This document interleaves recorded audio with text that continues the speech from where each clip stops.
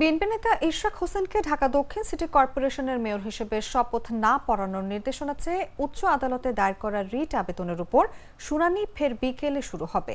বিকেলে 4:10 পর্যন্ত মুলতবি করেছেন আদালত। এর আগে দুপুর 1:05 থেকে দুপুর 2টা পর্যন্ত শুনানি হয়। এই সংক্রান্ত বিষয়ে দায়ের করা রিটের উপর মঙ্গলবার হাইকোর্টের বিচারপতি মোহাম্মদ আকরাম হোসেন চৌধুরী ও বিচারপতি দেবাশিস রায় চৌধুরীর সমন্বয়ে গঠিত বেঞ্চে এই শুনানি হবে।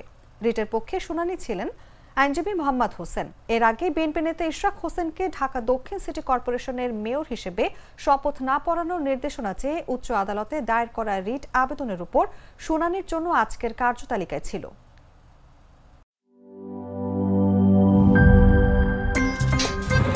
আমার একটা স্মার্ট সিদ্ধান্তে 25% গ্যাসের খরচ কমেছে। ভাবছেন কিভাবে?